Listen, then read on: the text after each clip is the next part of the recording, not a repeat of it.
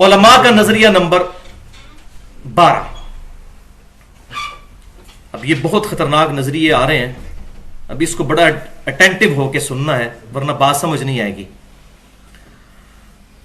ہمارے سب کانٹیننٹ میں ایک بہت بڑے بزرگ جن کو لوگ داتا صاحب کہتے ہیں, علی بن عثمان حجویری صاحب, جن کا مزار لاہور میں ہے, ان کی کتاب ہے کشف المحجوب, جو ان کے ماننے والے تو کہتے ہیں انہی کی کتاب ہے, کوئی تبدیلی اس میں نہیں ہوئی, یہ معرفت کی باتیں ہیں جو انہوں نے لکھی. کشف المحجوب کا اردو ترجمہ دیوبند نے بھی چھاپا ہے, مولانا عبدالرؤف فاروقی صاحب نے. یہ دیوبندیوں کے بہت بڑے بزرگ ہیں, کچھ عرصہ پہلے تک تو زندہ تھے, ابھی مجھے نہیں پتا. ان کو صوفی باصفا اور یادگار اسلاف کہتے ہیں دیوبندی علماء. اور بریلویوں میں مولانا فضل الدین گوہر صاحب نے ترجمہ چھاپا ہے ضیاء القرآن پبلیکیشن سے. دیوبند کا ترجمہ اسلامی کتب خانہ سے شائع ہوا, اور بریلویوں کے ترجمہ جو ہے ضیاء القرآن سے, اس پر تقریض لگی ہوئی ہے پیر کرم شاہ صاحب الازہری کی بھی. یہ وہ ہے کشف المحجوب, جس کے بارے میں کہتے ہیں جدہ مرشد نہ ہو کشف المحجوب پڑھ لے. کہتے ہیں نا کہ جس کو پیر نہ ملے تو اس کے لیے پیر یہ کتاب ہے. یہ ذرا کتاب سن لیجئے, اس میں علماء کا نظریہ نمبر 12, صاحب اور سکر کا چیپٹر ہے, چیپٹر نمبر 14. اس میں لکھتے ہیں دیوبندی ترجمہ مولانا عبدالرؤف فاروقی صاحب کا صفحہ 291 ہے, اور بریلوی ترجمے میں صفحہ 267 ہے, 267 ضیاء القرآن والوں کا. صاحب اور سکر کی تعریف کرتے وہ کہتے ہیں حضرت داؤد علیہ السلام کی ایک نظر جب وہاں پڑی جہاں نہ پڑنی چاہیے تھی, یعنی اوریا کی بیوی پر, کسی دوسرے کی بیوی پر حضرت داؤد علیہ السلام کی نظر پڑی. یہ اصل میں وہ ٹیمپرڈ فارم میں جو اولڈ ٹیسٹیمنٹ آج موجود ہے نا, تورات, اس میں یہ واقعہ بےہودہ لکھا ہوا ہے, وہ ٹیمپرڈ فارم میں تحریف شدہ, وہاں سے نقل کیا ہے. ان کا صحابی ہے اوریا, اس کی بیوی پہ حضرت داؤد کی نظر پڑی, تو آپ علیہ السلام کو حق تعالیٰ کی طرف سے تنبیہ کا سامنا کرنا پڑا. اور تو آگے ڈیٹیل بھی موجود ہے کہ وہ پھر بعد میں انہوں نے اپنے اس صحابی کو جنگ میں آگے بھیج کے قتل کروا کے خود اس عورت سے شادی کر لی. یہ پورا واقعہ والعیاذ باللہ تعالیٰ اس میں لکھا ہے. تو وہ کہتے ہیں یہ حضرت داؤد علیہ السلام کو اللہ تعالیٰ نے ڈانٹا کہ یہ تو نے کیا کیا, اور ہمارے پیغمبر صلی اللہ علیہ وسلم, استغفر اللہ, ان کی بھی اسی طرح کی ایک نگاہ حضرت زید ابن حارثہ کی بیوی پر پڑی, والعیاذ باللہ تعالی. تو حضرت زید ابن حارثہ پر ان کی بیوی حرام ہو گئی. حرام کیوں ہو گئی؟ کہ نبی صلی اللہ علیہ وسلم نے ان کو دیکھا تو آپ صلی اللہ علیہ وسلم کی خواہش تھی معاذ اللہ استغفر اللہ کہ ان سے وہ شادی کر لیں, تو اللہ تعالیٰ نے ایسی کو نفرت ڈالی کہ وہ ان پر حرام ہو گئی. حضرت زید ابن حارثہ نے طلاق دے دی, حالانکہ یہ وجہ نہیں تھی طلاق کی. وہ وجہ کیا تھی کہ حضرت زید ابن حارثہ غلام تھے اور وہ ہاشمی خاندان سے تھی, ان کی آپس میں بن نہیں پا رہی تھی, یہ وجہ تھی. تو کہتے ہیں یہ نظر پڑ گئی تو حرام ہو گئی. اور یہ ام المومنین حضرت زینب کے بارے میں رضی اللہ تعالی عنہا. اب وہ کہتے ہیں اس لیے کہ حضرت داؤد علیہ السلام کی نظر حالت صحو میں تھی. صحو کہتے ہیں جان بوجھ کر بندہ ہوش میں ہو اور اس سے کوئی بھول چوک ہو جائے. تو کہتے ہیں داؤد علیہ السلام تو ہوش میں تھے, انہوں نے اپنی صحابی کی بیوی کے ساتھ جو کچھ وہ معاملہ دیکھنے والا کیا تو اللہ نے ان کو ڈانٹا, اور ہمارے نبی کو نہیں ڈانٹا. اس کی وجہ بتا رہے ہیں کیوں. وہ کہتے ہیں اور ہمارے پیغمبر صلی اللہ علیہ وسلم کی نظر حالت سکر میں تھی, یعنی مدہوشی کی حالت میں تھی, اس لیے ان پر گرفت نہیں ہوئی. سکر اور صاحب یہ ٹرمز ہیں دو تصوف کی. صاحب کہتے ہیں جو بندہ ہوش میں ہوتا ہے جس کو سالک کہتے ہیں, اور سکر کہتے ہیں یہ مجذوب جس کو ہوش نہیں ہوتی. اور سکر کی اپروپریٹ ٹرانسلیشن تو ہوتا ہے مدہوشی میں, نشے کی وجہ سے جو مدہوش ہو جاتا ہے یا کسی خوف کی وجہ سے, اس کو کہتے ہیں یہ سکر میں ہے.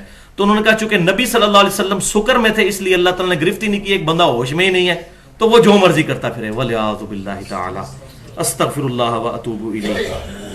اب یہ تو تھا ان کا عقیدہ. نبی صلی اللہ علیہ وسلم کا ذرا عقیدہ قرآن پاک میں جو بیان ہوا وہی کا فیصلہ. بسم اللہ الرحمن الرحیم. والنجم اذا ہوا, اس ستارے کی قسم کہ جب وہ اترے. ما ضل صاحبکم وما غوا, تمہارے نبی نہ کبھی بہکے ہیں نہ کبھی بہرا چلے ہیں. Categorical mention. وما ينطق عن الهوى, وہ تو اپنی خواہش نفس سے کچھ نہیں بولتے. ان ہوا الا وحی یوحا, وہ تو وہی کہتے ہیں جو اللہ کی طرف سے ان کو وحی ہوتی ہے. یہ ہے گارنٹی. یہ گارنٹی دنیا کے کسی انسان کے بارے میں نہیں, چاہے وہ سیدنا ابوبکر صدیق رضی اللہ تعالیٰ عنہ ہوں یا کوئی اور صحابی ہوں, خاص حسن بصری ہوں یا کوئی اور تابعی ہوں, خواہ امام مالک ہوں یا کوئی اور تبع تابعی ہوں, خواہ امام ابو حنیفہ رحمۃ اللہ علیہ ہوں یا کوئی اور امام ہوں, کسی کے لیے گارنٹی نہیں. اللہ اکبر۔ اور بخاری اور مسلم کی متفق علیہ حدیث ہے کہ نبی صلی اللہ علیہ وسلم میں کنواری لڑکیوں سے زیادہ شرم و حیا تھی، کنواری لڑکیوں سے زیادہ۔ اور سورہ قلم میں آیا وَإِنَّكَ لَعَلَىٰ خُلُقٍ عَظِيمٍ، اے محبوب صلی اللہ علیہ وسلم آپ اخلاق کے بلند ترین درجے پر فائز ہیں۔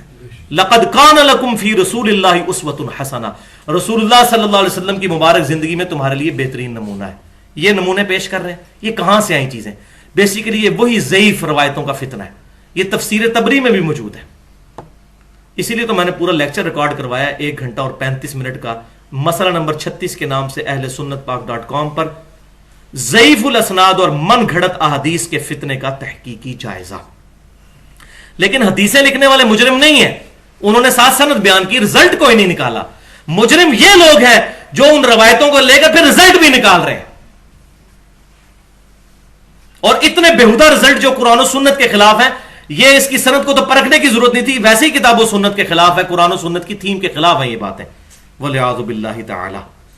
اب یہاں پر میں ایک بات کرنا ضروری سمجھتا ہوں تاکہ میں تھوڑا معاملہ کھل جائے۔ اب بریلوی مکتب فکر کے علماء جو ہیں ان کے لیے بہت بڑا لمحہ فکریہ ہے، دیوبند کے لیے بھی، کہ ان عبارتوں کے اوپر اعلان برات کریں اور اس کتاب کو ریٹریو کر کے اس کو آگ لگائیں، کتاب و سنت کو فالو کیا جائے۔ اب پیر کرم شاہ صاحب الازہری جو ہیں، جنہوں نے اس کتاب کو پڑھا اور بڑی تعریف کی، اس کتاب کے ساتھ مقدمہ ان کا 20-25 صفحوں کا چھپا ہوا ہے، لیکن وہی اپنے بزرگ سے اندھی عقیدت۔ یہی واقعہ سورۃ الاحزاب کی تفسیر میں امام طبری لائے تھے۔ تو پیر کرم شاہ صاحب نے جب ضیاء القرآن تفسیر لکھی، سورۃ الاحزاب میں جب یہ واقعہ آیا اس کانٹیکسٹ میں، تو پیر کرم شاہ صاحب الازہری نے اس میں لکھا کہ یہ واقعہ مستشرقین کی سازش ہے اسلام کے خلاف، یہ کافروں نے ہماری کتابوں میں یہ واقعہ ڈالا ہے۔ تو ان کو بتانا چاہیے تھا نا کہ یہ واقعہ کشف المجوب میں بھی موجود ہے۔ کشف المجوب پہ 25 صفحے لکھے کہ ایسی کتاب ہی کوئی نہیں، کیونکہ وہاں بتاتے تو بزرگ فارغ ہو جاتے تھے۔ لوگ کہتے یار یہ کیا ہو گیا، اگر منصف مزاج ہوتے تو دونوں جگہ بتا کے جاتے۔ بہرحال جتنا انہوں نے بتایا میں ان کو اپریشیٹ کرتا ہوں، کم از کم بریلویوں کے لیے آسانی ہوگی، کیونکہ ہم نے بڑے بڑے بریلوی مفتیوں کو جب یہ باتیں بتائیں وہ کہتے ہیں جی معرفت دی گل ہے، لیکن جب بتایا کہ پیر کرم شاہ صاحب نے کہا یہ کافروں کی سازش ہے، انہوں نے کہا ہاں بالکل غلط ہے جی یہ تو وہی نا۔ اب میں بولوں کہ نہ بولوں، اتخذوا احبارهم ورهبانهم اربابا من دون اللہ، ان لوگوں نے اپنے مولویوں اور اپنے بزرگوں کو اللہ کو چھوڑ کر اپنا رب مان لیا ہوا ہے۔ ہاں یہ کہیں گے تو مانیں گے، کتاب و سنت کو ان لوگوں نے کوئی نہیں ماننا، والعیاذ باللہ تعالی۔